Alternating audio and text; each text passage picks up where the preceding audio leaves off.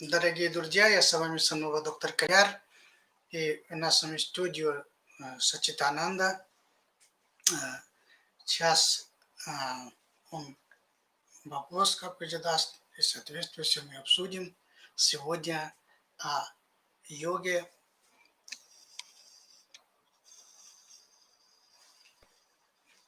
Намасте, добрый вечер, уважаемые зрители. Намасте, доктор Ярананда. И вопрос сегодняшний, часто его задают. И я не раз слышал такие мнения по поводу того, что та классическая йога, которая складывалась много тысяч лет назад, в течение не просто столетий, а даже тысячелетий, и те знания о мире, они уже могут не подходить для современного мира, поскольку он быстро меняется, меняется окружающая среда, меняется вибрация планет, говорят ученые, меняется климат, меняется сознание человека в зависимости от этого. Насколько та йога, которая утвердилась и практикуется сейчас, подходит к этому изменчивому миру, конкретно к нынешнему? Спасибо, доктор Каяр.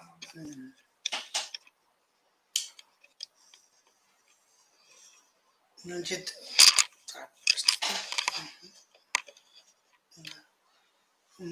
вы имеете в виду тот традиционный йога, который есть? Абсолютно верно. Та традиционная йога, которая не меняется уже много тысяч лет и остается неизменной, хотя кто-то пытается, конечно, ее менять. Для западных людей она немножко такая, для восточных она такая, для кого-то еще внутри западного общества она даже бывает пивная йога. Пивная йога.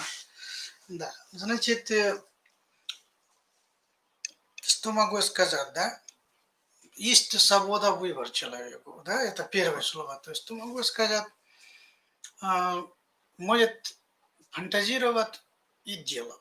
Пивной йога, еще что-то йога, да, типа, да, йога, или сейчас идет много медитаций разного характера, да, людей. Тоже пивная медитация тоже есть, да. Значит, короче, с одной стороны, это приятно слушать, ну, просто, чтобы везде слово хотя бы йога добавили, да. Все есть в йоге, действительно так, есть, в плане в йоге все есть. Но понятие просто разница, осознанность, неосознанность. Ты сознаешь это состояние, не сознаешь это состояние. Понимаете, да, в таком плане. Это первое. Это не значит, какое-то плохое дело делал, я сознаю это плохое состояние, это йога, да. Есть такое понятие, тоже надо четко понимать, что я четко хочу сказать вам и нашим зрителям, да, чтобы понимали ситуацию. Значит, чем заключается йога классическая и современные сейчас люди, которые по-разному называют, да, которые, да. Значит, йога – это состояние, человеческие внутренние гармоничные состояния, к чему люди всегда и стремились и будут и стремиться, сознательно, несознательном уровне даже. Я бы так и сказал. Потому что слово йога – это насыщенность, пурната, целостность. Да? Пурната слово на санскрите есть, это целостность. Когда человек, к чему вы хотите свадьба, жениться, дети родить, внук, правнук, допустим, да, один из людей, это традиционный подход, который, да, не всегда все так должно быть, просто говорю. Также то ли профессия, рост карьерный, деньги, квартира, дом, машина, вилла, машин и так далее. Видите, материальное совершенствование, да, семейное совершенствование, еще какое-то здоровье совершенствование, физическое совершенствование, да, в плане мышцы чуть подтянутый был, тело ровно было, болезни меньше были, иммунитет хороший был, это тоже совершенствование, да, то в основном возьмем это 3 вида совершенствования, пока, да, можно перечислить разные виды совершенствования, да, поэтому пока на уровне физический, да, на уровне материальный, на уровне семейный, то пока 3 возьмем, здесь все подойдет в самом деле, да. Значит, вот, чтобы совершенствовать свое, все этот аспект жизненный, который есть, скажем, Для этого люди всегда и стремятся, в самом деле, не созная, да, в таком плане. Примерно, если вы голодный, вы хотите кушать. Это тоже совершенствование, ну, маленьком уровне. То есть инстинкт кушать. Хотите кушал, желудок наполнился, то краткое время и совершенствование у вас. Поэтому вам больше еда не хочется кушать. Понимаете? Вы полнота, вы нашли целостность, тут состояние, которое нужно для желудок и для вашего организма. Да? И начинаете дальше после этого другие дела заниматься. Да? Это и совершенствование человеку. То йога дает целостность совершенствования. Только желудок наполнение или только, то есть инстинкты, да, 3 вида инстинктов есть, да, сексуальный инстинкт, пищевой инстинкт, да, и долголетней жизни, да, 3 вида инстинктов считаются дhaneshna, praneshna и kameshna. Дhaneshna – это всегда материальное, зарабатывать туда-сюда, да, или развиваться, чем ты мне сказал, карьерный рост туда-сюда. Это dhaneshna, да. Конечно, продолжение семейные отношения, дети туда-сюда, или что то, что хотите. Да? Исполнение всех Исполнение, да, да. И, значит, конечно, конечно, чтобы все дети, семья, деньги, все есть, но все-таки ты хочешь сам тоже жить дольше. У всех, как говорится, я вчера сидел, да, размышлял. Люди всегда торопятся где-то, да. Допустим, ну, деньги появилась, квартира купили, то ли на аренду давать, то ли сами жить, да? Или еще что-то, да, или бизнес открывать. Ну, везде торопятся. Школа закончили, институт поступил, институт закончил, работа найти, работа нашел, то еще лучше работа, еще лучше работа, еще больше денег и так далее. Всегда где-то спешит или, ну, торопится, грубо говоря. В конце концов, что происходит? Только где не торопятся люди умирать? Даже 100-летний человек, у кого 100 лет исполнилось, скажет, ты хочешь еще один день? Конечно. Или будешь умирать завтра? Нет, не хочу. Это называется пран и сна. Прана, энергия прана, хочет сохранять. Прана и сна. Также и сексуальные отношения. Да? И сколько не прошел, все-таки хочет дальше. Также и денежные. Сколько $1 000 000 зарабатывал или $1 000 000 рублей зарабатывал, да, или каком единице будем поговорить, и еще 1 рубль было бы лучше. Видите? Безотказный. 3 инстинкта есть человеческие. То все это как совершенствовать. Как совершенствовать, и ты понял, что это и достаточно, если нужно, то для какой-то чел, это другой вопрос. Хороший чел, я не говорю, чел всегда найдется, да, сказать, у меня такой чел, да. Но какой-то хороший чел, какое-то процветание человеческий чел, скажем, да, это, конечно, тоже потом, какой чел поставит, отдельно эта тема будет, да. Вот таким образом эта йога существует. Поэтому сознательно, несознательно люди йога занимаются, когда сознают, что эффект лучше и правильно, и четко, и ясно, и дальше двигается. Нет, то как будто одно и то же место, да, и не зная дорога, крутишься. Примерно в машине нет, в машине ездит, и не знаете направления, куда ездит. Вы просто крутите куда-то, да, или такого типа. То вот это речь идет о совершенствовании. Ну, сейчас тоже люди начали йога заниматься, и раньше люди занимались, и миллиард лет назад тоже йогой занимались, в самом деле. Йога появилась, когда человек появился на Земле. Да, йога создал Патанджали, это то, что официально такой трактовка книги или да, воплощение материала делали. А в самом деле йога это сразу, когда это все архитектура, Земля, Солнце, Луна, наша жизнь, цветок, все Земля будет, и человек будет, у них какие-то будут дисбалансы балансировать или совершенствовать, сразу рецепты были йога. Понимаете? Это йога, это рецепт для вкусной жизни. А в соответствии с этим сразу же появляется вопрос. И вопрос заключается в том, что когда появился мир, да, великий архитектор Брахман создал этот мир с горами, океанами, морями, реками, землей, цветами, деревьями, людьми и животными, и всем, что здесь есть, воздухом, водой, огнем, пространством, землей. Все это гармонизировало друг с другом, все находилось в гармонии. И поэтому сразу же была дана йога, как мы сейчас об этом говорим. Тем не менее, тот мир, который был создан, не предусматривал заводов, фабрик, мобильной связи, самолетов, средств передвижения, топливной энергетики, атомной энергетики. И мы видим, что мир изменился очень сильно. Как вот эти изменения, хотелось бы уточнить, связаны с классической, как йога, вернее, может быть связана с этими изменениями, как она может развиваться вместе с человечеством и предусматривать вот такую эволюцию, если можно это эволюцией назвать. Благодарю.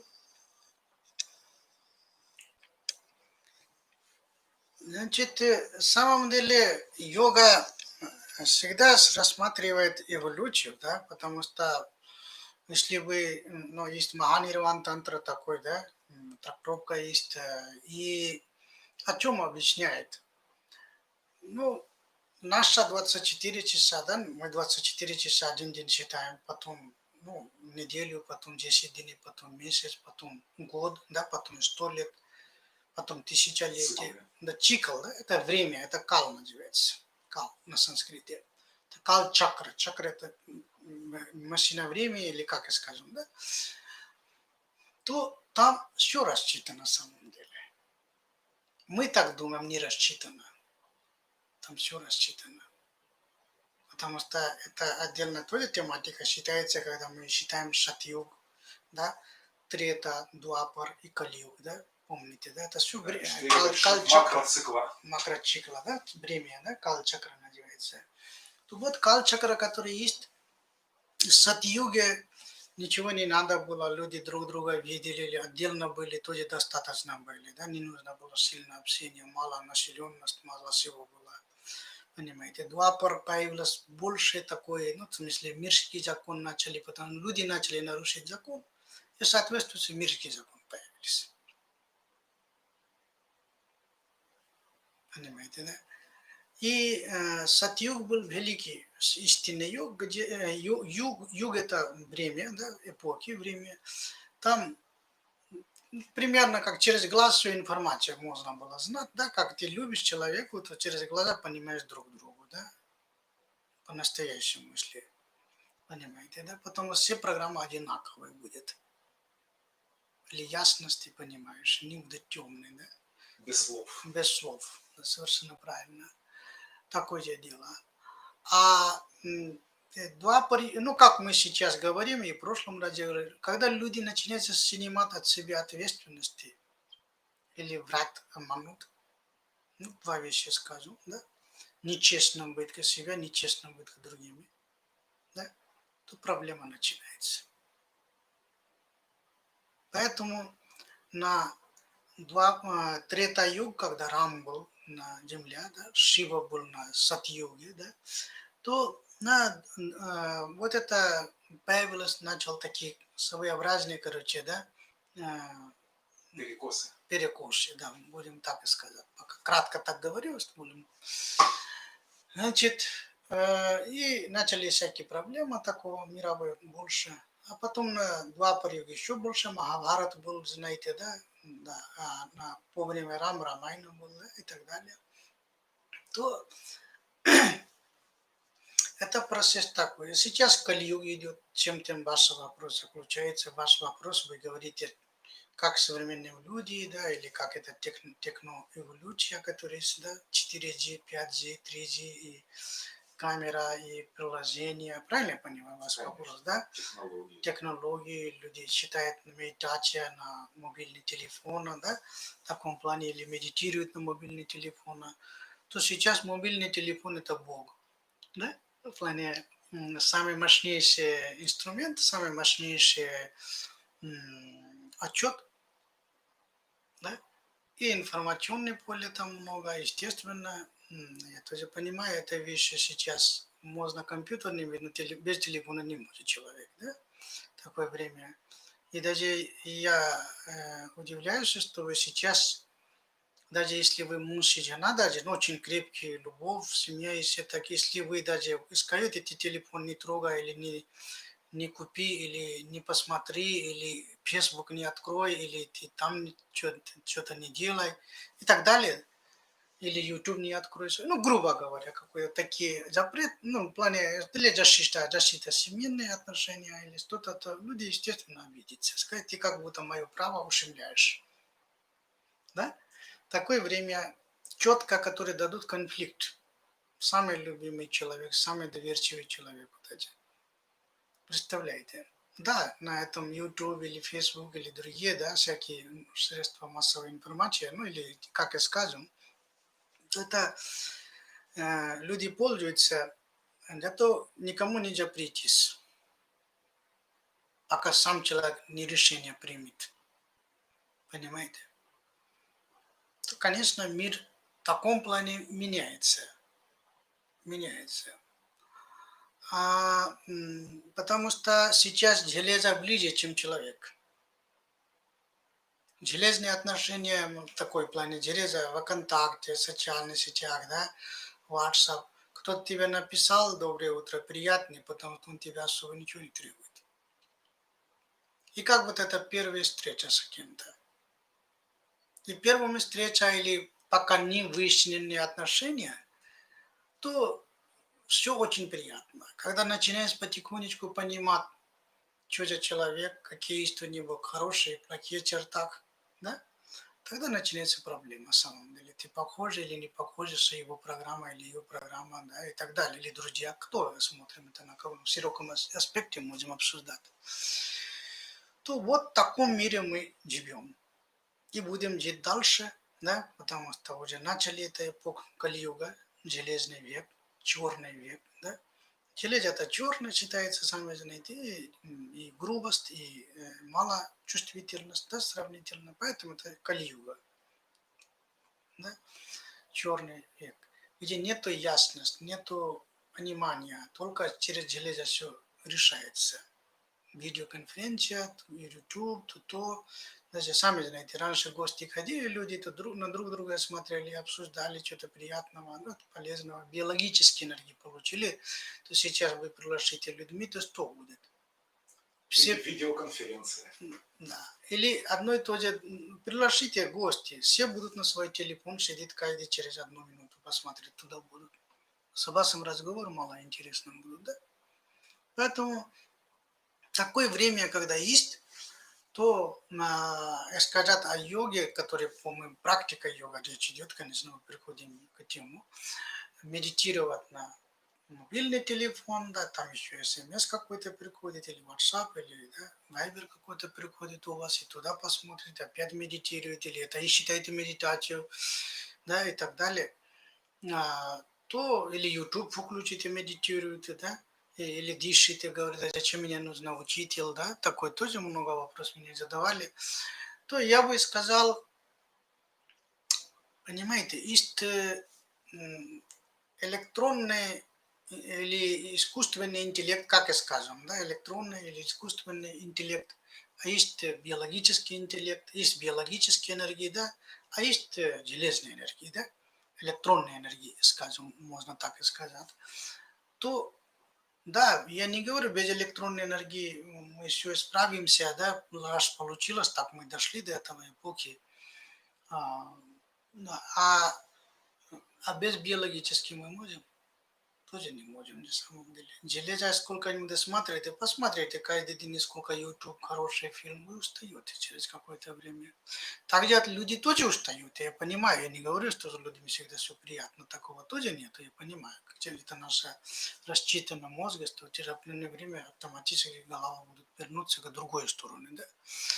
Люди здесь, поэтому нам надо понимать, чем меньше можем, если свое совершенствование, да, совершенствование, то найти учитель, от него получить живой, да, вербальные, невербальные знания, скажем, да, то будет самый лучший, понимаете, да?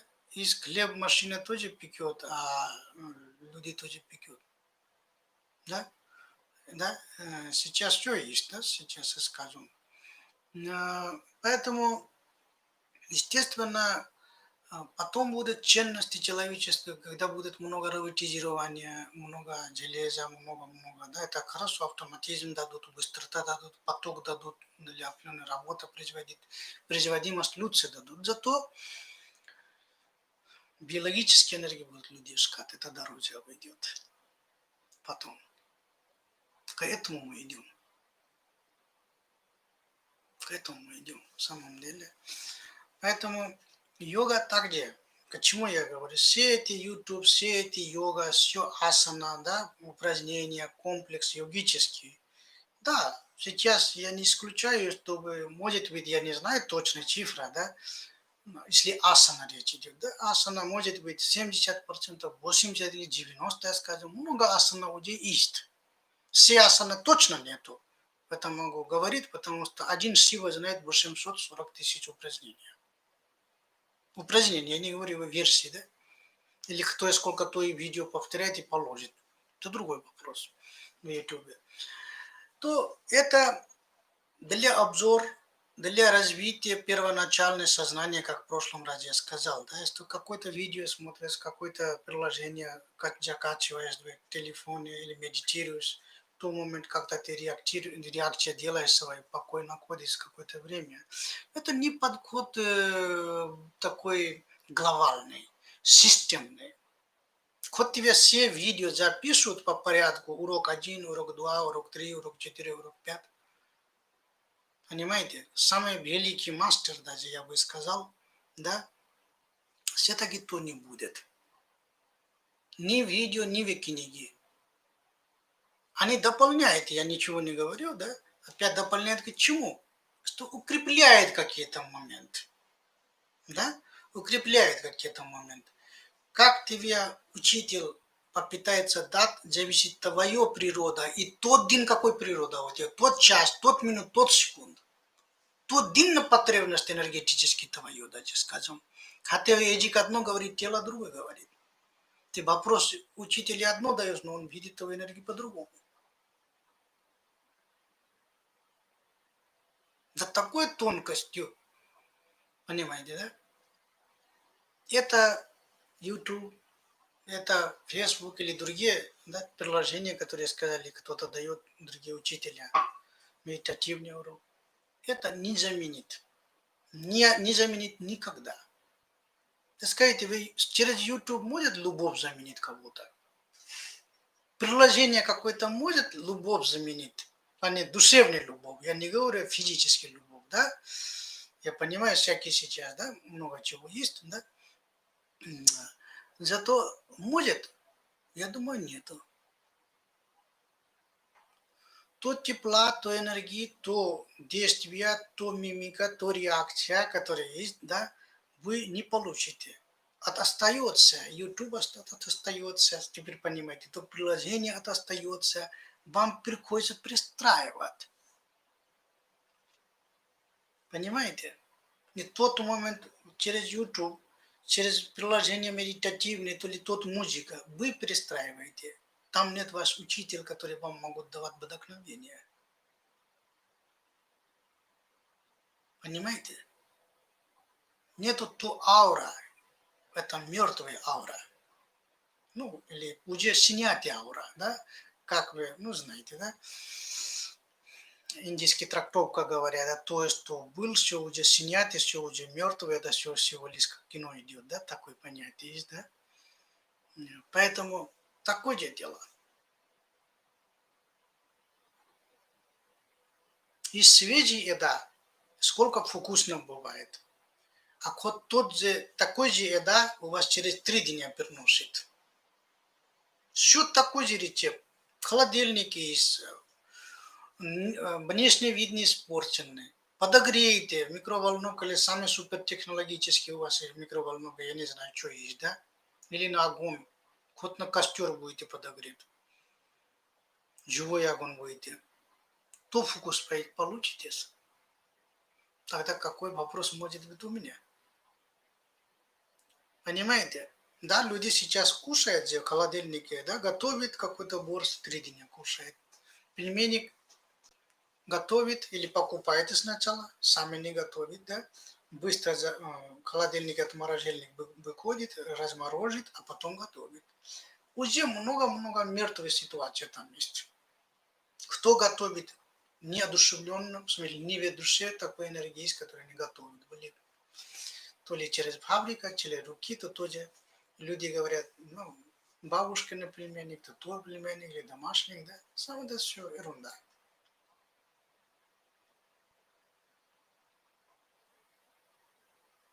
Я бы так и сказал. То йога такое же дело. Йога – сакральное знание, самое тайное, самое, я в прошлом раз тоже на своем занятии говорили это вещи, это сакральное, это очень тайное, очень интимное, в плане таком плане, в духовном уровне, в плане, это такая вещь, когда ты просто за одну мимика, одно через глаз с учителем, учениками смотришь, уже ты передаешь информацию. Это сейчас, как говорили, да, 5 гигабайт, 5 G, которые есть интернет будут, то за 1 минуту или через то ли секунду много гигабайт закачивать могут. Такое скоро, да, будут, да, и мы так удобно будет нам. В самом деле, у нас какая скорость есть передача мысли. Кто-то может сказать, сколько гигабайт есть, когда мы друг друга смотрим, если понимаем тогда. А если не понимаем, то там ни один G не работает у нас, только конфликт. Понимаете, завешенные, ну, такое, завешенные отношения. Крутится, крутится, крутится. То представьте, чем ценность заключается? Живой йога заниматься и не живой йога заниматься. Или через все эти, чем-то мы вопрос мне подняли сегодня, да, по приложению, кто-то медитацию, кто-то онлайн обучает, кто-то. Это понятно, когда далеко не как онлайн ведет. Это тоже такой вариант, как я сказал, у вас никак еду вы сохраняете в холодильнике, потом кушаете. Ну разве это можно хорошо сказать? Первый сорт работа, первый сорт я там не скажешь. Это есть первый сорт и второй сорт энергетическом уровне, понимаете? Мы же говорим о истинных, мы говорим, как правильно, то есть что первое качество, да, самое лучшее, самое энергетичное качество йогические. Только так будет. Только так будет. Когда у вас вера, любовь, преданность и стремление очень большой поток будет, мощнейшие будут. Как свои учители. Почему я больше фокусирую? Да, люди иногда думают, а почему учитель нужен? Да? Это ментор, это йог. Он живой или мертвый, даже не важно. Твое представление, твое изображение, да, на шестой чакре учитель есть. Из сердца учитель есть. Ты его смотришь, вдохновляешься. Как ну, если твоя мама или папа ты любишь, если слишком любишь, если люди не любят, это папа, мама не родила меня, заплатил мне, я учился, ну, понятно, такое отношение есть, да, и встречаемся, да, папа, все хорошо, даже обнимаемся и так далее. Это такой величайшей любовь нету, самом деле, я многие видел, понимаете. Эмоциональная связь 100% не бывает, редко бывает.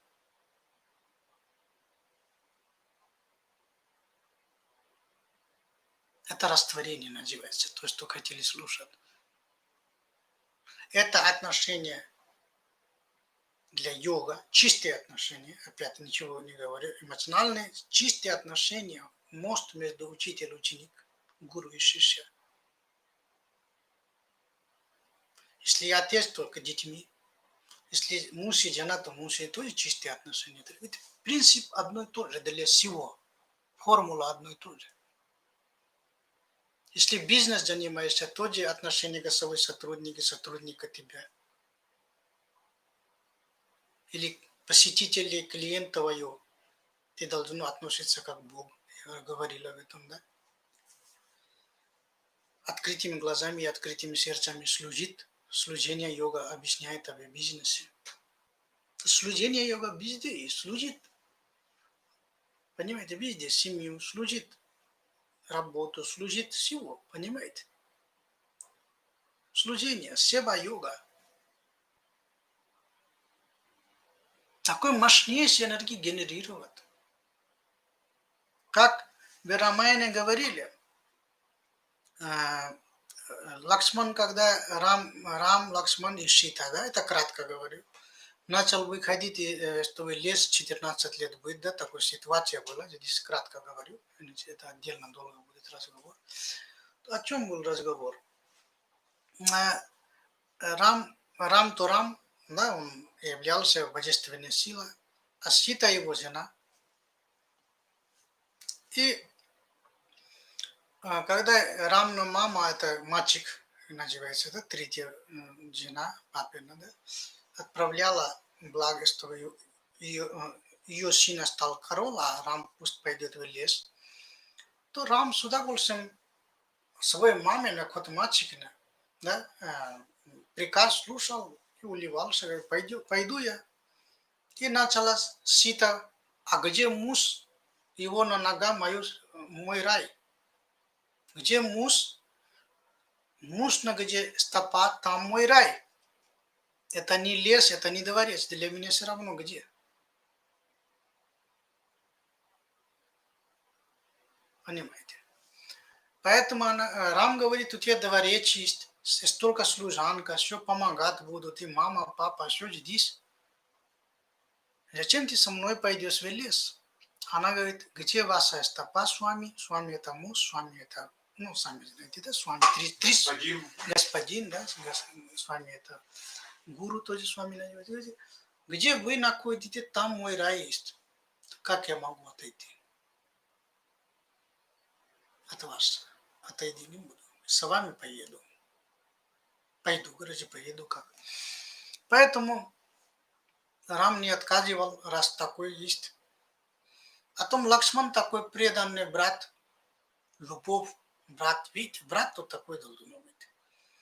То Лакшман говорит, брат, как без вас я могу одно мгновение быть здесь, в Айодхе? Я только хочу с вами, я всегда был с вами. Что ты будешь делать там без джунглей, ну, в смысле, всякие, да, в смысле, тигр, мигр, ну, все опасные животные будут. Что, раз, ну, жена согласилась, ладно, ты оставайся. Нет, брат, днем я буду искать плод, фрукты, еда для вас, а ночью я буду охранять вас. Представьте, какое мощнейшее представление есть программа. Днем я буду искать еду, плод, ну, фрукты, то есть, что в джунгле получают люди.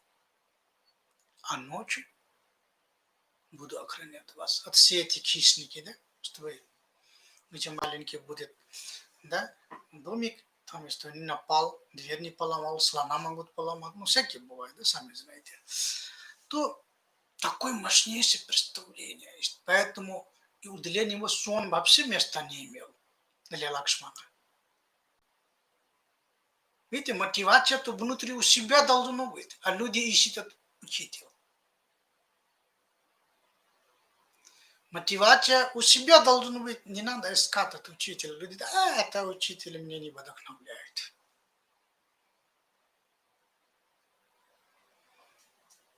Это твой стрим, это твой энергия, это твой взрыв, это твой огонь, это твой солнце.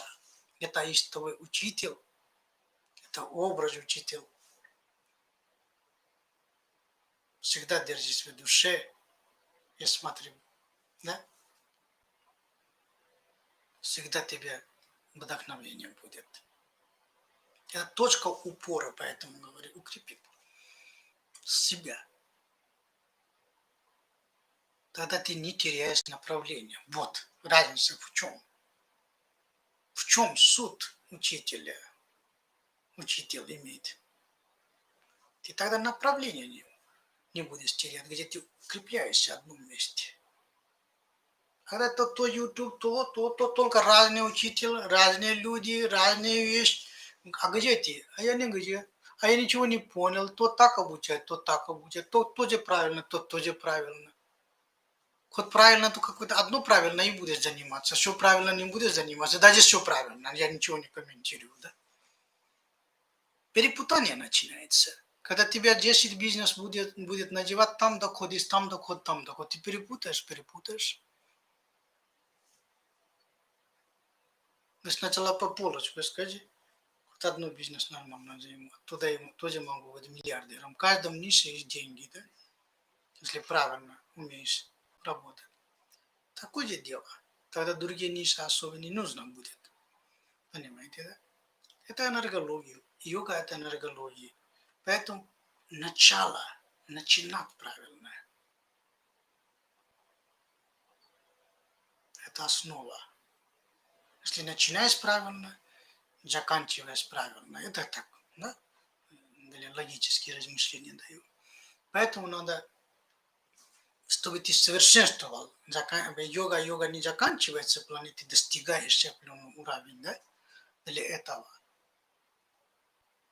Поэтому ты совершенствуешь себя. Совершенствованный человек будешь, и наслажденный человек будешь.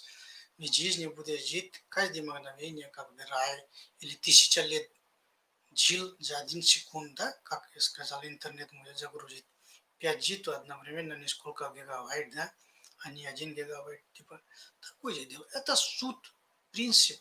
Понимать надо.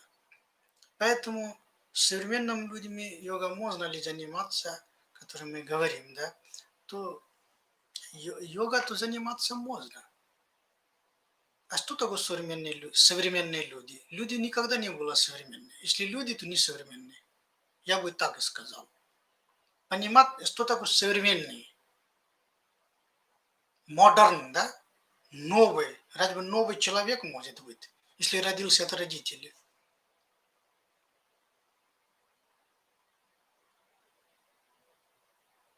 Да? Не может быть. Это тот же традиционный путь рождения человечества есть. Код суррогатный, тоже это одно и то же практически. Понятно, там что-то идет мутация, я ничего не говорю, да, определенные энергетические нюансы есть. Я понимаю, пока не будем эти вещи обсудить, да, это, если просто классически, если много людей рожают так же, мама, папа и дети, да, происходит. Если такой вещи обсуждать, то мы все люди, ничего современного нету. Еще и старый запятая новый есть. Люди говорят, о, ты старой моды одежды одеваешь. Знаете, вот лет 30-40 назад люди также брюки одевали очень короткие, помните, в смысле, мало, да, Сирена и меньше, да, я смотрел, да, фильм. И сейчас это мода, подтянутые одежды, сейчас люди, да, рубашку одевают и пиджак одевают, и это современный, пожалуйста. Люди. Раньше бородой много людей были в мировое время, ну, давно-давно, да. И потом начали бриться, о какой, да, бритые, красивые, свежие, утром проснулся, обязательно нужно бриться. Вот это мода. А бородой какой-то темный, непонятный, да, лицо даже не видно, не деловой, какой-то больной. Был такой ситуация. Не дела ухаживать, не ухаживать бородой. Люди так читали. А сейчас начали коллективное сознание борода опускать. То, кто никогда даже борода нет, они тоже то, что 2 штуки тоже пускают. Понимаете? Что видно, хоть что-то есть у меня. То вот это современность разве? Я бы сказал, это психопатологический момент человеку. Когда ты видишь другой так одет, то я должен одевать. Но не понимаешь, что такое правильно. Я сам, да, лет 7, 8, 10 назад, я бородой был. В то время тренда не было борода. Все такие бороды были. Я не смотрел, кто бородой, кто не бородой. Сейчас и без бороды. Вот сейчас борода модна. Да? У меня то сила есть. Держать себя, а не смотреть на другими людьми. Да, я хочу сейчас запускаю города. Не хочу, не делать, это мое дело всего лишь. Не дело сейчас, что происходит без современностью, понимаете? К этому я не иду. Просто мое настроение. Я хочу, да, делаю. Не хочу, не делаю. Мне так хочется и все. Это не плохо, не хорошо. Понимаете? Люди говорят, именно тот так одевает, поэтому ты так одевай. Тот так ходит, тот человек, поэтому ты так ходи. Это разве современности? Нет. Это мода. Это мода. Мода тоже нельзя принимать все. Мода разная. Я видел недавно один мода, и вы удивитесь. Даже мешок впереди. Ну, вся мода, который показывает, тот мода. Я не говорю, как одетый на дорогу. Мешок такой поставили и ходит. И там 10, ну, эти модель, мужчина, женщина ходили на подиум или сцена, как и скажем. То есть такое смешное мода. Так возможно разве ходить на дорогу? Показывает такой, пожалуйста. Куда ведет человеческие жизни? То, что показывает все, разве можно имитировать или применить? Когда безумно они деланы, понимаете? Какой-то основа требуется. Мода была каблуках одевать. Мужчина тоже каблуках одевали. Помните, лет 30 назад? Такое время даже было, я помню. Я был маленький. 70-е годы. Да, да, да. И женщины каблуках носили. И мужчины каблуки носили. А где ушли эта мода теперь? Мужской мода каблуках носить.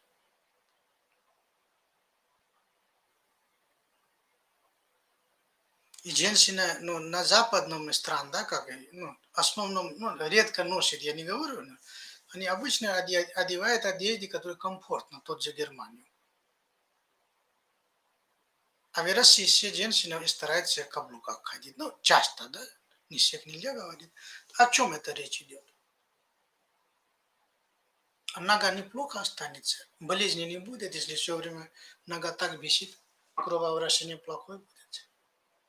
Есть вечеринки 2, 3, 4 часа или ночью, ты один ночью пошел, поехала. Это нормально, ничего, да, можно держаться. А каждый день на работе ходить на каблуках. Или на улице ходить, парикмахерская ходить на каблуках. Не нужно и нужно, везде. И с ребенком, ребенок держится на каблуках ходит. И снег на каблуках ходит. А потом нога поломает, я травматолог, и люди приходят лечиться. А я спрашиваю, почему на каблуках ходите? Они наоборот на меня, понимаете? Вот такой мир. Это не современный мир. Это называется вот сознания не хватает. Йога дает сознание, развитие. Поэтому у вас вопрос, который с современными людьми, можно ли заниматься йогой? И сначала понимать, человек никогда не был современный, да?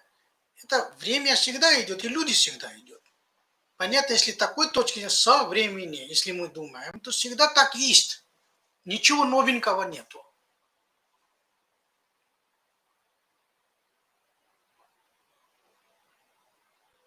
Сейчас меня в прямом эфире YouTube показывает. Это то время и то мое лицо. То аура. Одна секунда, говорит. Это со временем можно сказать. Это разве я новое что-то? Ничего новенького нет уже. Я бы так и сказал. Поэтому сначала правильно понимать. Йога – это для совершенствования жизни. Ты, твоя семья, твоя профессия, твоя жизнь, все, то, что есть. Такой глобальный.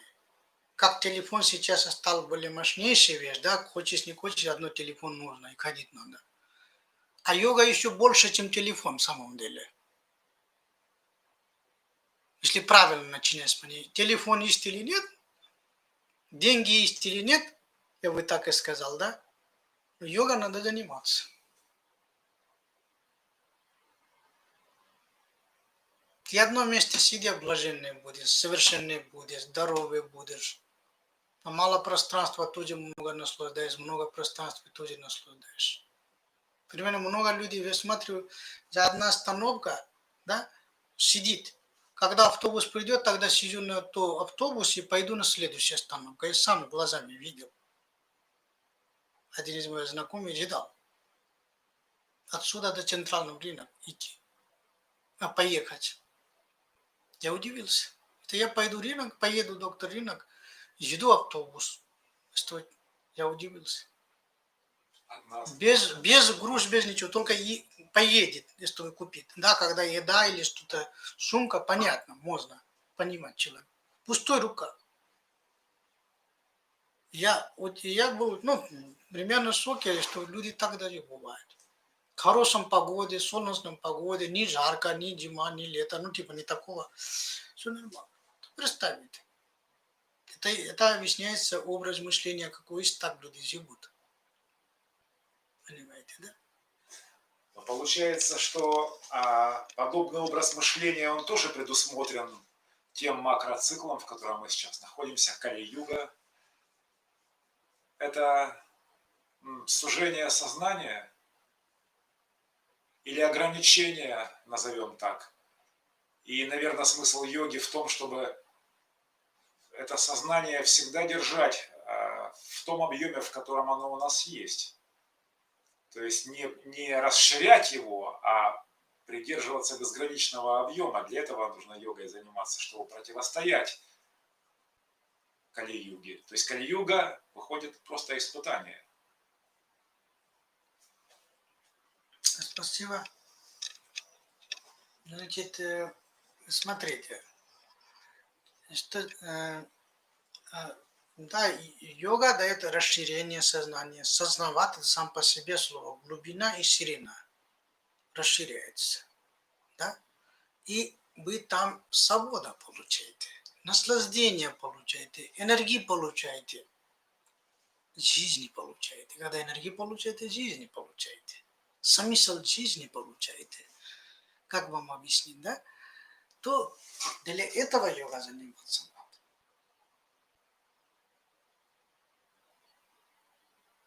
Для этого йога заниматься надо. В самом деле.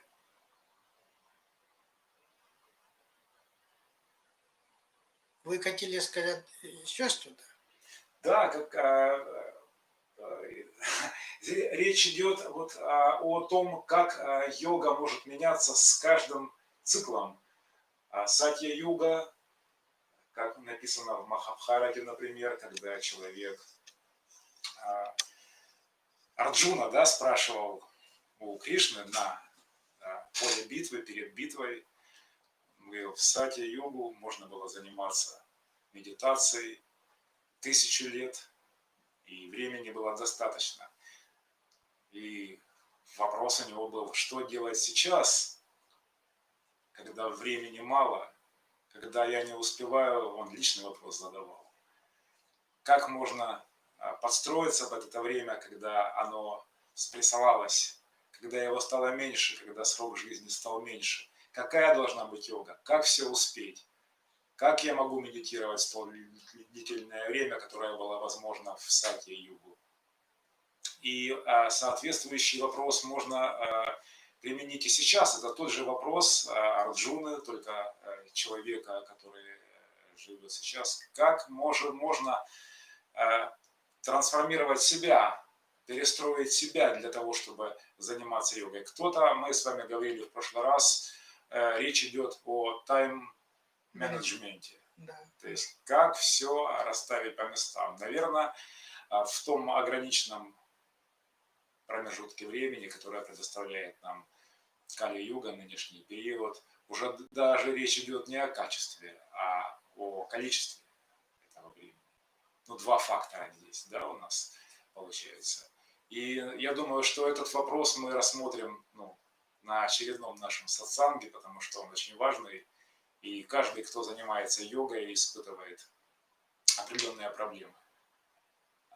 Я не говорю сейчас только о хатха-йоге, хотя и здесь тоже есть у многих людей проблемы, которые не могут выбрать. Это необходимое время, потому что там нужно сделать все правильно, и пранаяму, и разминку, и асану, и даже медитацию после занятий хатха-йоги, чтобы полный цикл завершить. Еще соответствующий вопрос вытекает отсюда. Все остается на месте. Да, понятно, что сатья-йога предусматривает и диктует свои условия времени, и время прессуется, становится немножко тяжелее всем, и экономические, и житейские дела занимают больше времени, и сознание от 360 градусов да, сужается вот до какого-то такого уровня. Нам нужно очень много времени тратить, чтобы его расширять и углублять. Тем не менее, уже сложился менталитет. Этот менталитет называют западным. Это способ мышления, это парадигма, видение жизни. Очень сложно его изменить. И то, с чего мы начинали, когда люди даже не могут понять, что значит широта сознания.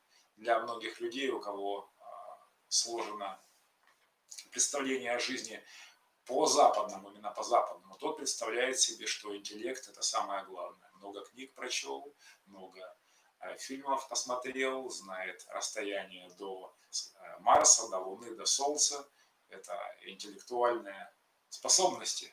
Они применимы часто только в разговоре в какой-то компании, но практически этот интеллект нам не помогает, а только вредит. И йога, которая должна углубить нас, часто просто не проникает внутрь западного образа мышления. Каким образом можно западному человеку с уже устоявшимся вот таким видением помочь сломать эти стереотипы? Существуют ли какие-то новые подходы? Или они не нужны, а нужна действительно только мотивация, желание, и это свойственно лишь единицам из миллионов людей? Спасибо. Сейчас вопрос очень объемный, в смысле такой большой вопрос. Вы первый вопрос сказали, что вы вовремя, да, два, когда Арджун задавал вопрос, что время мало, правильно, и как это йога занимался, так? И сейчас такой же современной жизни, который вы говорите, такой проблема есть, да? Вот это аналогично. И второе, как понимать для западных людей, да, как это широта сознания или глубина сознания понимать, и когда люди понимают более научные, да, или сейчас пытаюсь сначала. Значит, всегда время было мало, в самом деле. Время такое свойство имеет. Ты что, поймаешь, это твое, не поймал, не твое.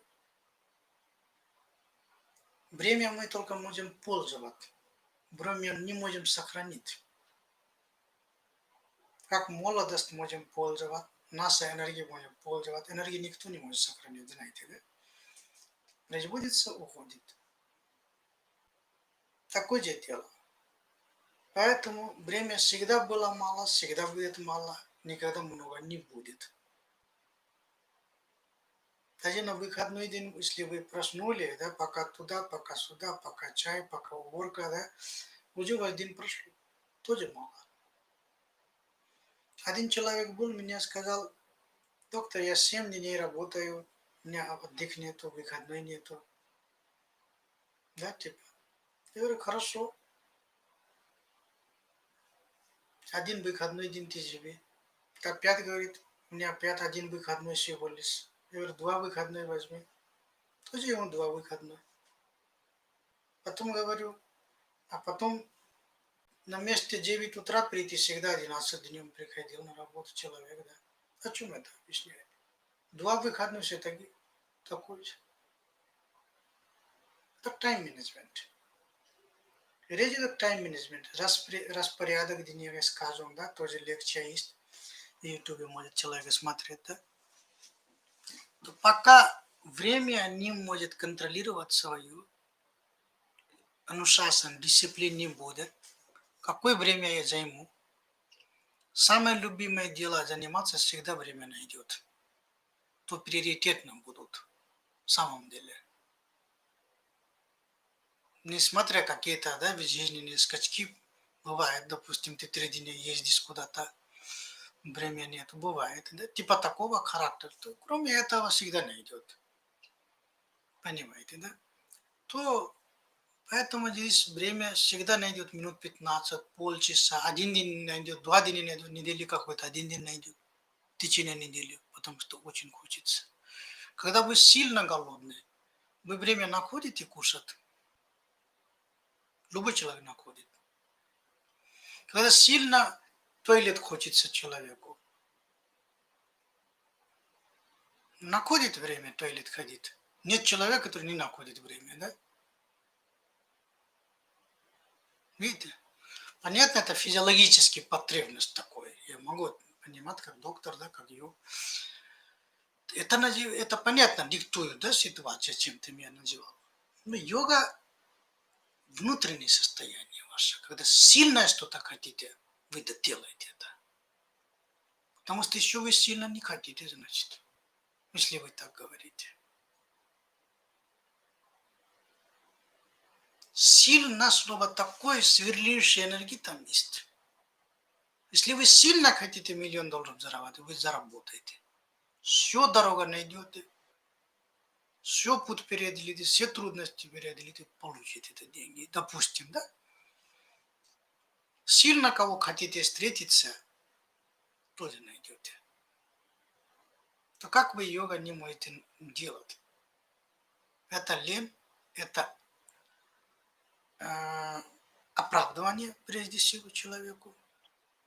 Понимаете, да? Оправдывание. Как у двуличников бывает оправдывание, не читать книги. Сегодня кино смотрят, завтра друзья пришел, третий день сам пошел к друзьям, потом пивными и дальше занимался, типа, понимаете, и времени не хватает. А отличник, ну такой, только кто хорошо учится в таком плане отличник, он всегда найдет, как читать. Где сидит, на автобусе, на дороге, ну где угодно, да? И всегда подготовленный бывает к экзамену практически. То качество ученик по йоге должен приобрести в себя. Очень простой ответ.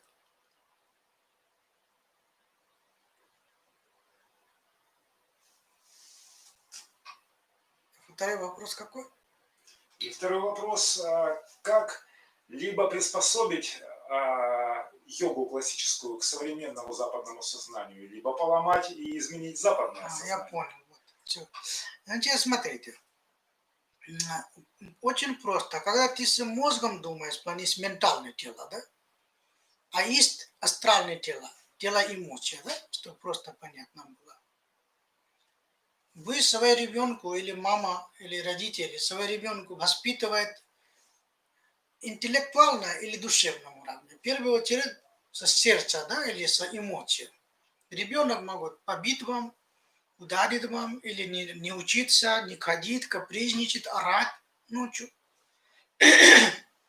Или вы много денег тратите на ребенка на учебе, еще если болеет, да, и так далее, и так далее. А вы это деньги читаете? Бухгалтерия ведете? Такой, в корыстном плане бухгалтерия, да? Нет. Или сколько времени вы потратили? Почему столько часов ребенок вас занимает?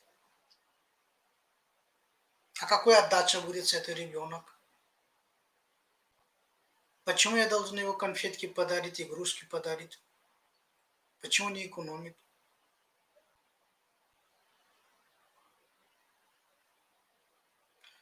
О чем это пример приведу? Это все дело сердца. Или астральное тело, эмоция ваша, позитивные эмоции. Там прямой расчет нету. Это служение йога, бхакти-йога. Когда у вас появится бхакти-йога, сразу загрузится, как я сказал, как 5 гигабайт, в смысле 5Z, если есть туда, сразу все загрузится программа в компьютере. Когда у вас это откроется астральное тело, то йога начинается правильно работать. Параметр другой. Когда ментальное тело будете обсуждать, а сколько денег уйдет, и сколько времени на йога, будет ли мне полезно, это асана дает или нет полезно, это учитель хороший или плохой, это меня так, это меня не так. Я еще западный человек, это культура оттуда, да? А мне зачем это надо? И 1000 вопросов. И 1000 препятствий. Это есть 1000 препятствий. 1000 вопросов, 1000 препятствий. Потому что не хочешь заниматься. Поэтому всегда я говорю, вера, любовь и преданность. Когда у вас есть ребенок, разве у вас есть даже больной ребенок у кого-то есть? У него нету вопроса. Каждой копейки попытается тратить на ребенка, благо его лечение. Или, да, вы смотрите, сколько людей помощь, да, звонят, кричит, на телевидение, говорят, ой, помогите моему ребенку, рак, моему ребенку. То правильно, да? И другому просит помощь.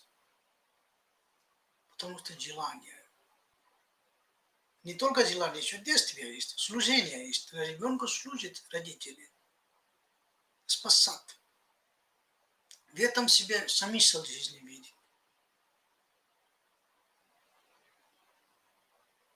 Жить хочет. Поэтому так. То когда вы, занимая йога, смысл будете понимать. Понимаете? Смысл с душой, не смысл с головой. Когда вы начинаете ментальное тело включить, это расчетливо. 2 плюс 2 4. Выгодно, невыгодно. Невыгодно в корзину буду выгонить. Выбросить это идею, да? А вы йога будете заниматься, будете ли здоровы или нет, есть гарантия? А кто скажет? Это очень субъективный вопрос. Или вы долго будете жить, или гармонично будете жить. Что гармония тоже субъективная вещь, не объективная. Ваше настроение тоже субъективное, не только гармония субъективная. Ваша любовь тоже субъективная, не объективная. Это все астральное тело управляет нам. Это дает жизни. Мы не только робот, мы не только ментально должны думать. Да, есть где-то ментально думать, тоже я ничего не говорю, да? Отношение к йоге в первую очередь астральное тело включит. Поэтому слово сознание называется. Где как коктейль ментальный и астральный обе вместе есть. Поэтому йог считается мудрой. Понимаете, астральный, ментальный, обе вещи соединен, это есть мудрость. Не только вот то, что вы сказали, западные люди книги читают, Марса сколько километров далеко, или да, какое что, или какое приложение качать, и как медитировать, какое приложение дешевле, какое дороже, сколько минут, ну, типа такого, да, то вот это все параметры физические.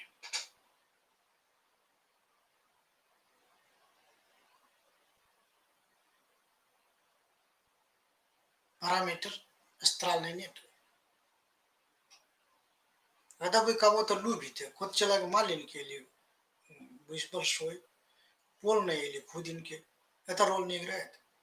Вес 200 кило или 50 кило тоже роль не играет. Физический параметр. Но вам, только думая об этом человеку, вы будете насыщенным.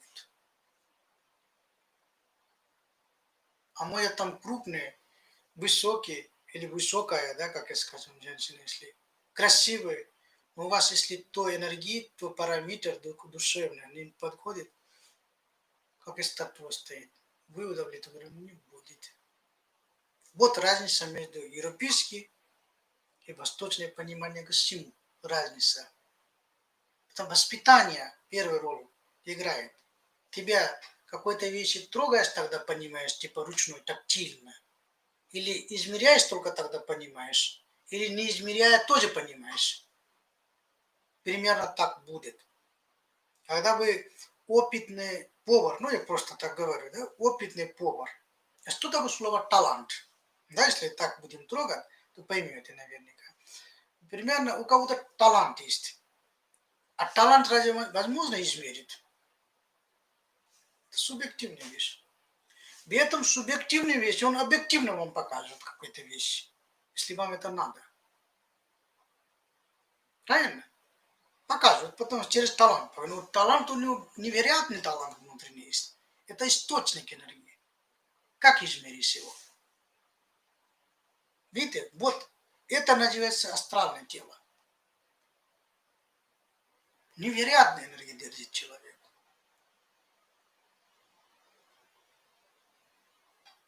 Например, кто-то песню поет.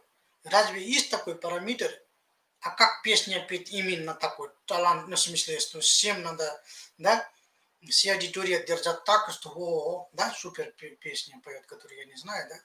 То ли Майкл Джексон как танцует. А у него какой-то параметр есть танец. Ну, такой не родился и не будет родиться, я могу сказать, да. Ну, типа такого характера, понимаете? Ну, вот это отвечает йога.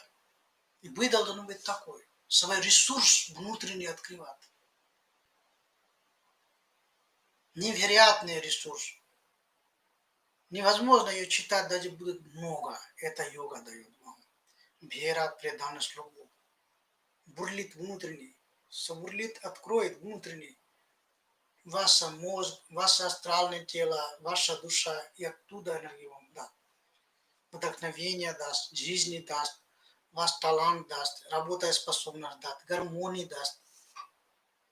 И вы читаете меня, как хорошо эта жизнь. Я не зря родился. Я был полезный. Сартакта называется на санскрите. Я полезен. Да?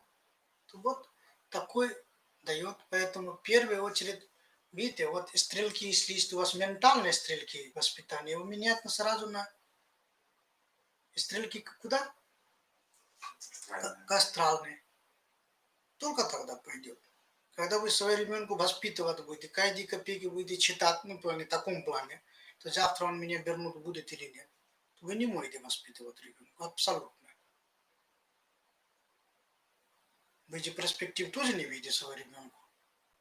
Откуда знаете, он завтра какой будет? Будет ли вас слушать или нет даже? Все хотят под себя перестраивать всех. Зато же у нас есть свое, да, эго, да? Поэтому это надо менять, то, что я вижу, как в Индии говорят, купай, говори ганга, ганга, ну, мантра повторяют. Люди делают, говорят, поклоняй Шиву, поклоняют, да. Говорят, так сиди, кушай, кушай. Там вопросов нет, так надо, значит надо. Видите, это служение йога называется. Когда у тебя, именно почему я должен сидеть на полу? Видите, наука откуда начинается? У науки есть потолок. Такой, объективной науки, да? Да? А если мама говорит, почему я свою ребенку должен воспитывать? Уже хаос. А почему я должен тратить много денег? Почему я должен давать образование? Уже хаос. Видите? Почему? Это уже неуместно. Раз родился, ты делаешь. Просто для души делаешь. Понимаете? Только одна логика есть здесь. Служение йога, бхакти йога, девоти. Тогда вы наслаждаетесь. Если ваша работа, это для вас, это, я раньше тоже говорил, да, любой человек, который любой работой занимается, да, если семья, а ваши отношения, вам не нравится муж, да, и вы просто живете, вам очень трудно будет жить. Душа все время бурлит будет в плохом смысле. Почему я его кормлю, почему я готовлю, почему его одежде стираю, почему он не спит рядом со мной, почему я не могу отдельно телефоны смотреть и так далее, и так далее. Сотни вопросов. Когда вы любите, вы растворяетесь на него. Так же со женой, так же с детьми, да? То есть к чему так? Так же к работе. Когда вы на работе можете, я не говорю не работать и наслаждать на рабочем месте, а с работой наслаждать можете. Чем тем вы занимаетесь? Наслаждать это состояние всего лишь. Это не значит не работать, а сидеть на телефоне и на работе наслаждать, не таком параметре. Который часто происходит сейчас, да, люди в Фейсбуке сидят, или что-то сидят. Это будет правильно. Включаться в себя тоже надо. Сердце включите на работу, сердце включите на свою жену, сердце включите к своему мужу. И смотрите, автоматически йога начинается. Понимаете? Это отдача. Вы открыто, канал у вас открыто, не закрыто.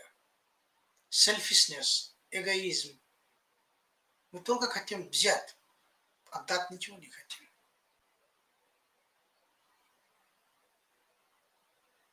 Поэтому вот наука отдать, когда учимся, это и служение йога.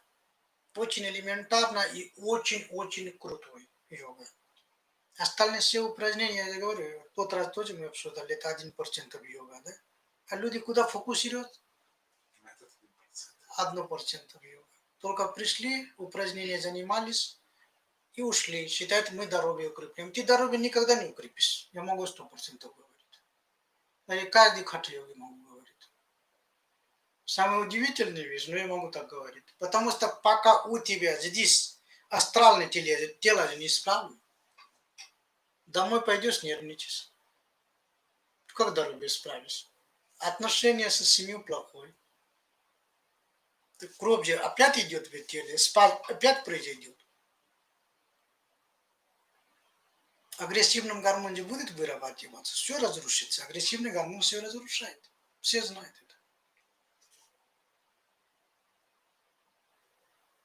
Может физические упражнения помочь. Это кратковременное явление, тот момент всего лишь получил. Пока здесь стратегически ничего не решил. Стратегия важнее. Поэтому раджога важнее. Эмоциональное тело очень важно. Ментальное тело сам будет работать. Когда вы в хорошем настроении, вы решение правильно понимаете. Почему говорят, когда начальник пойди, когда в хорошем настроении? Видите? Там тоже речь идет о йога. Любой документ подписывать, да? А у него хорошее настроение. Или комплимент делает. Или что-нибудь, да? Что настроение поднимает. Это астральное тело отвечает. Это служение йога. Поэтому к этому надо нам и стремиться. Западные люди, и даже восточные люди, если не понимают это вещи, да? Они просто, восточные люди, сразу настроен так бывает. Настройка первоначальная, азбука и так поставлена бывает, основном. Я не говорю, там тоже есть несколько процент людей попытаются, как Запад делает, так буду делать, я буду самый современный, ой, это будет, тебя крутой, да. Всегда есть люди такие, процент людей, не об этом говорим. Исключение это не закон. Да? Мы говорим, как это должно быть правильно. То вот разница между астральной и ментальное тело. Поэтому западный, видите, много американских фильмов, фантастический, научный фильм показывают, и люди смотрят, о, как хорошо. А индийский фильм бывает эмоциональный, плакает, то делает, это сестра, это сестре моей кто-то изнасиловал, кто-то это, да, приставал, пошел, драка делал, и так далее, да, или мама туда-сюда, да, или папа умер, то на слезах, понимаете, этом фильм показывает, все мелодрама на этом построен основном, да. То ты когда смотришь только это фантастически научные, ты в виртуальном жизни живешь. Еще расчет так будет у тебя. Да? Это реластика, это более реальный, да? Реластик фильм называется на английском. Они считают это реальным. Тебе железо показывает, больше ничего. А в индийском фильме только тебе жизнь показывает. Разница, понимаете? Это и реластика. Когда ты плачешь, душа освобождается. Ты чувствуешь своей маме или свои дети, или свои родственники, ему помогаешь, что ее не хватает, или кто-то его побил или убил, да, и идешь помочь, а не то, что тебя делал плохо, мне какая разница, я свое дело занимаюсь. Понимаете? Или как соединить семью, да, какие конфликтные ситуации, как надо вернуть обратно, это в индийском фильме показывает. Это жизнь показывает в самом деле. Грубость в американском кино находится. Понимаете? Кино отражение реальной жизни. Да, а дети каждый день смотрят, думают, это жизнь. Понимаете? Поэтому какое кино смотрят, какое знание получить, какую мудрость получить, какой образ мышления должен быть. Это очень важно. Какой кнопку включишь? Астральное тело или ментальное тело? Или бимистия, мудрость, как я сказал, да? Первый источник ты включи астральное тело. Как говорится, когда ты руки так положишь, тогда тебе кто-то что-то отдаст. Взять тоже надо уметь. А так руки, меня дай. Кто-то положит что-нибудь.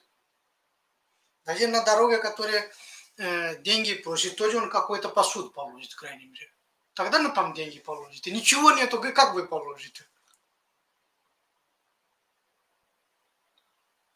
Понимаете, это астральное тело, наши эмоции, это такой посуд. Где мы что-то, дай мне, пожалуйста. Это лояльность, без гордыни.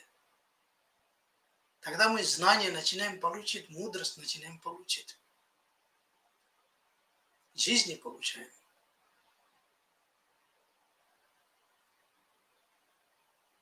А если будет тот же прощай или кто песня поет на дороге, я не знаю, да, разные. Если, конечно, сначала песня поет, ты плати, потом песню буду петь. Может платить. Видите, вот это измерение. Западные размышления, если обсуждать, то и сколько я получу деньги, если буду деньги, песню буду петь. А если душа, ты поешь сначала, то вы душа, когда будут люди, зрители, когда тебя полюбят, тебе деньги даст. Кто-то 100, кто-то 200. Правильно, так? Расчет разный. Вот разница между восточной и западной, скажем, пониманием, мне кажется, к йоге. Поэтому вот таким образом мы должны себя подготовить, да, если йога заниматься хотим. Поэтому кто много ученики, даже, ну, я скажу, есть ученики, которые учились, а потом, скажем, да, и не дошли до определенного уровня. Почему? Причина в этом есть. И такой же есть один притча, который я часто говорю, да, и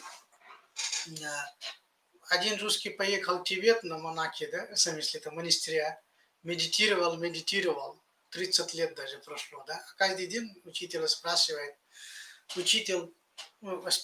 ну, как у тебя медитация прошла, у тебя, ну, там, другие монахи были, или ученики были, как и скажем, да, и все эти тибетские ученики, да, у меня такое хорошее состояние, гуру получил, говорил, и тут русский ученик тоже всегда говорил, да, у меня хороший.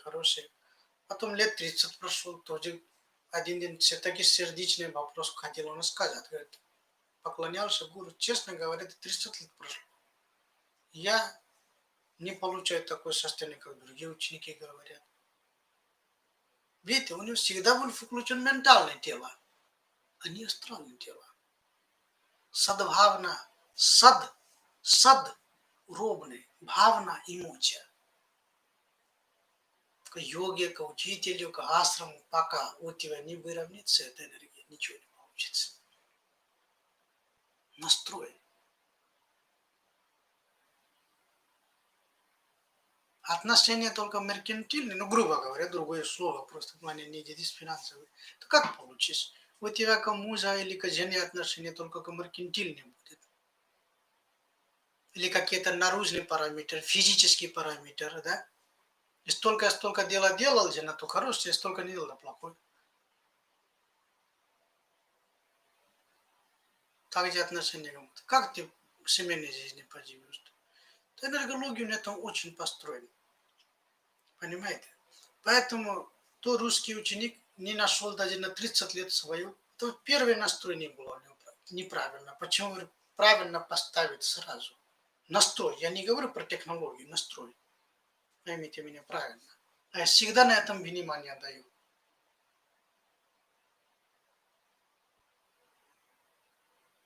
Попытаюсь ученикам общаться. Понятно, все обещает много чего хорошего, что чуть не завтра просветление хочу получить, да?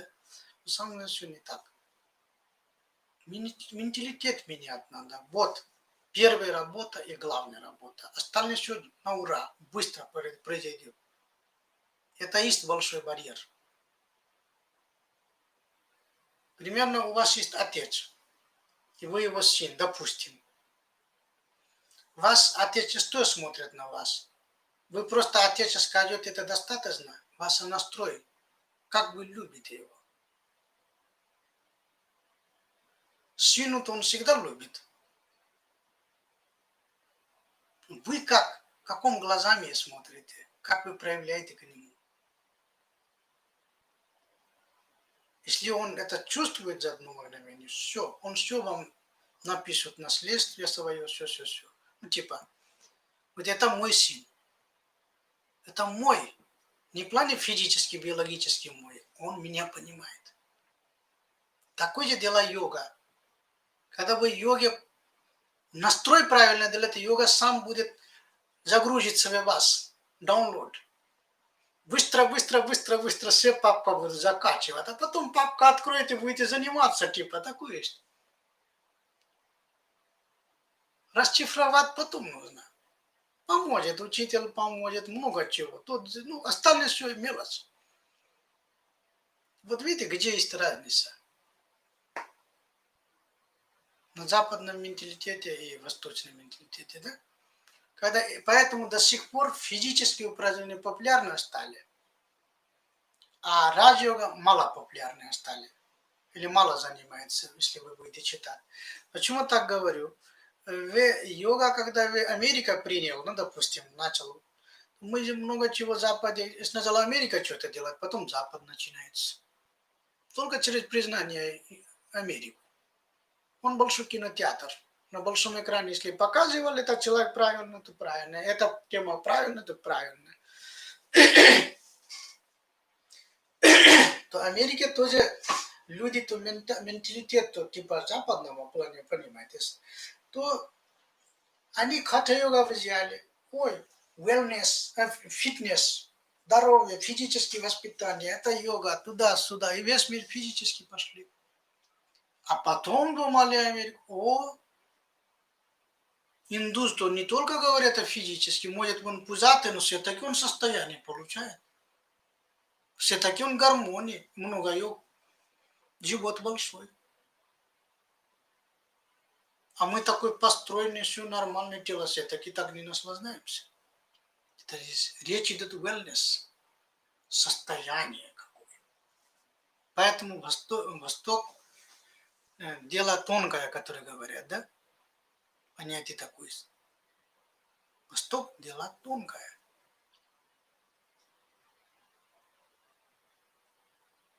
Или брак, да, долго держится в восточной стране. Любой восточной страны возьмите.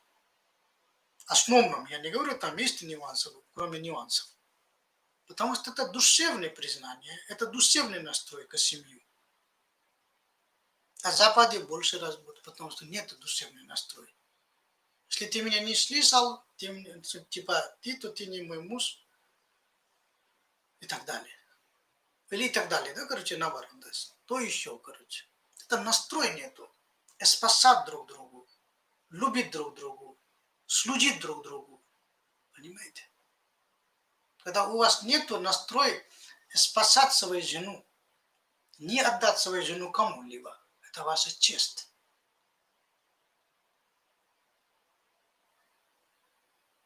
И также у жены должно быть, я не должна пойти в любом случае, как к другому мужчине. Тогда же муж тоже чувствует, что моя жена. Если это ты со мной споришь, я пойду к свою бывшему мужчину. Пойди.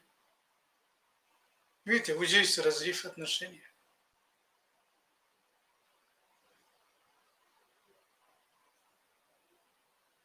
Видите, это настрой. Вот самая главная вещь – настрой.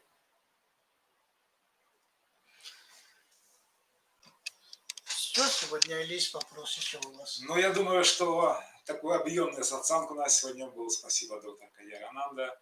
Если резюмировать то, о чем мы поговорили, то йога – это соединение нашего астрального тела и нашего ментального тела. Менталитет пойдет вслед за нашим сердцем и не наоборот. Если мы будем думать, как получить выгоду от того или иного дела, у нас это не получится, а получится тогда, когда будет огромное желание, будет развиваться астральное тело, и тогда наш интеллект, наш разум, наш менталитет перестроится сам. Это мы с конца, да, начинаем, если подытожить всю нашу беседу. Далее мы говорили о том, что времени всегда будет мало, никогда такого не будет. Несмотря на то, сатья-юга, двапара-юга, трета-юга или кали-юга, времени будет всегда не хватать, и нужен тайм-чекинг, тайм-менеджмент для того, чтобы четко распределять отпущенное нам в сутках, в наших циклах, в неделе, в месяц время для того, чтобы находить это для собственного развития. И также мы начинали нашу беседу о том, что человек всегда современный. Раньше тоже современный был, в то время не современный был. Человек не меняется, соответственно, не меняется йога. Мы начинали нашу беседу с вопроса, насколько подходит современному человеку классическая йога. Есть такие мнения о том, что она устарела, традиционная. Подходы нужно заменять на более прогрессивные или какие-то эволюционные, но тем не менее человек остается человеком, каким он был, с такими же руками, с такой же головой, ногами, печенью, сердцем. Ничего не изменилось. Какой-то орган добавился. Ничего не изменилось. Да, здесь эволюцию можно наблюдать лишь только как внутренний процесс, а не как внешний. Поэтому все те рекомендации, все те правила, которые существуют, они остаются. И просто нужно иметь настрой, самое главное, чем мы закончили, для того, чтобы это развитие происходило, этот процесс всегда был. Совершенно правильно, как есть. Спасибо. Благодарю вам. И наши зрители, которые смотрите и будете смотреть нашу программу. Вот самые великие вещи есть настрой. Одно слово скажу. Если настрой есть, вы время найдете, вы были современные, будете современные или несовременные, да, и так далее. Мы не привязаны к ничему. Вы свободны. И одновременно вы умеете правильно время пользоваться. Вот суть. Вывод в этом есть. Понимаете? И включите свое сердце. Любое дело для йога. Это йога. Йога все есть, поэтому эта формула, если вы запомните его кратко, все получится. Больше ничего не надо. Если у вас какие-то вопросы еще есть, зрители в YouTube, то тоже напишите, ставите лайк, комментарий. Буду рад. Следующий вторник примерно такое же время или чуть раньше у нас бывает программа. И обязательно заранее напишите вопрос, буду рад. Если, и даже онлайн можете писать, когда у нас будет программа тоже. И ждите следующая передача по вторникам. Естественно, не исключено другие дни тоже. Но пока вторник идет, и мы пытаемся дальше двигаться. Спасибо, благодарю всем. Еще раз намасте. Благодарю. Счастливо.